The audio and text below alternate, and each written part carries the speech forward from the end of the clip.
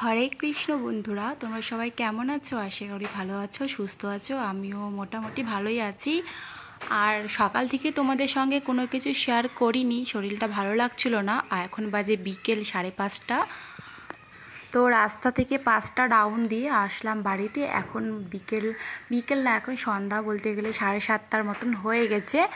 আর মাম্মামকে পড়াতে আসে, তো চা বানিয়ে দিয়েছিলাম, তো একটু চা ছিল, তো আমিও খেয়ে নিচ্ছি। মনটা খুবই খারাপ জানো, আমি আইব্রু করতে গেছি। তো আমি আইব্রু না সবসময় মোটা করে করি, আমার না মোটা ভালো লাগে, পাতলা ভালো লাগে না। তো আমি যে পার্লারে করি না, সেই দিদিটা কাজ ছেড়ে দিয়েছে আর অন্যজন করে দিয়েছে, একদম বাজেভাবে করছে দেখো। আর এখন যাচ্ছি আমরা, একদম পাতলা করে দিয়েছে, ওই জন্য মনটা আমার খারাপ ছিল।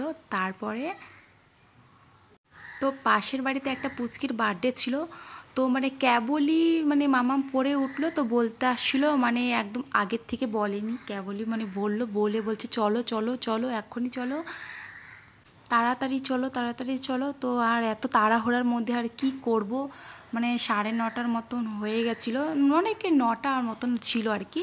তারপরে ওই তাড়াহুড়োর মধ্যেই চলে আসলাম। ওইভাবে কেউ ছিল না, ওই 2-4টা শুধু বাচ্চা ছিল, আর কেউ ছিল না। বললো কেকটা কাটাই নিব। তারপরে গেলাম মাম্মামকে নিয়ে, আর একটা শুধু চকলেট নিয়ে গেছি, আর কি নিয়ে যাব।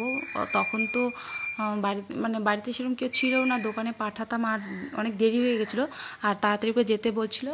আর আমি বার্থডে বাড়িতে গিয়ে কিছু না খেয়ে চলে আসি। এটা বলাটা ভুল হবে।